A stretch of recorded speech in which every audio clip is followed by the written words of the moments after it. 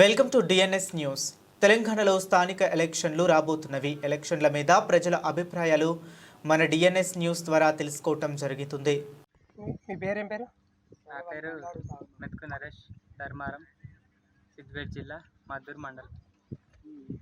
ఇప్పుడు స్థానిక సంస్థల ఎన్నికలు వస్తున్నాయి కదా, ఎన్నికలలో పార్టీ అభ్యర్థికి ఓటేస్తారా లేదా మీకు నచ్చిన అభ్యర్థికి ఓటేస్తారా?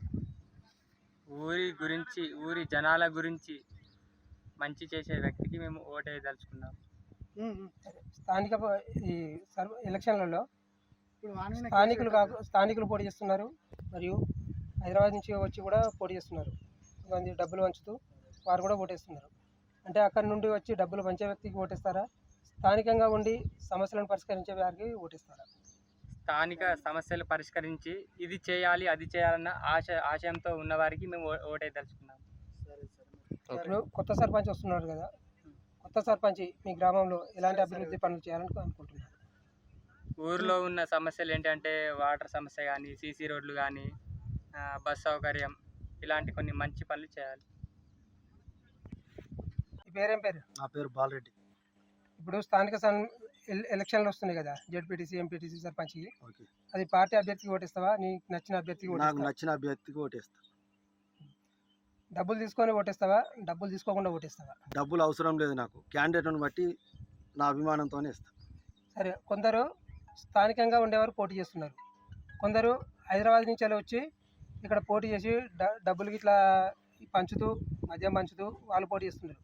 అంటే డబ్బులు పంచిన వారికి ఓటేస్తావా, లేకుంటే స్థానికంగా ఉండే మంచి వ్యక్తికి ఓటేస్తావా? గ్రామంలో ఉండి పనులు చేసే అభ్యర్థికే ఓటేస్తా. కొత్త సర్పంచ్ వస్తుండు కదా, కొత్త సర్పంచ్ మీ గ్రామంలో ఎలాంటి అభివృద్ధి పనులు చేయాలనుకుంటున్నారు? ఊరు అన్ని రంగాలలో ముందుకుండేటట్టు అన్ని అభివృద్ధి పనులు చేసే క్యాండిడేట్లు కావాలని కోరుకుంటాను. బస్సు రావాలి మాకు, మెయిన్ ముందు బస్సు సౌకర్యం లేదు, ధర్మారం సీసీ రోడ్లు లేవు, ఇక అన్ని సమస్యలు ఉన్నాయి. అవన్నీ మాట్లాడి మంచి క్యాండిడేట్ని ఎన్నుకొని చేద్దామని అనుకుంటాం. కొత్త సర్పంచ్ వస్తుండు, కొత్త సర్పంచ్ గురించి మీ గ్రామంలో ఏమేమి అభివృద్ధి పనులు చేయించాలనుకుంటున్నారు? డ్రైనేజ్ సిస్టమ్ బాగాలేదు.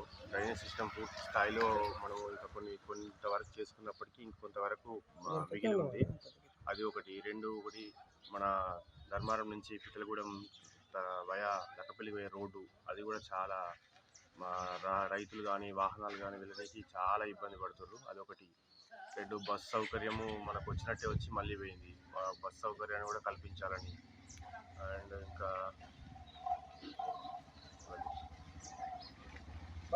డబ్బులు తీసుకొని ఓటేస్తారా, డబ్బులు తీసుకోకుండా ఓటేస్తారా?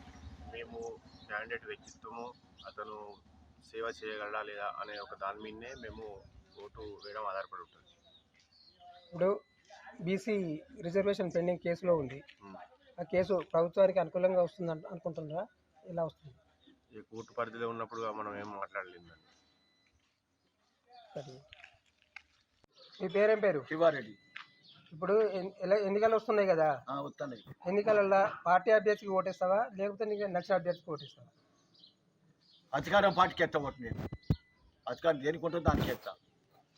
సరే, ఇప్పుడు ఎన్నికలలో ఇప్పుడు కొత్త సర్పంచ్ వస్తుండు, కొత్త సర్పంచ్ మన ఊరికి, మీ ఊరికి ఏ పనులు చేయాలనుకుంటున్నారు? అభివృద్ధి పనులు. మనకు రోడ్లు కావాలి, సీసీ రోడ్లు పోయాలి, గడ్డు ఉన్న పాపం దాంట్లో పోతలేదు.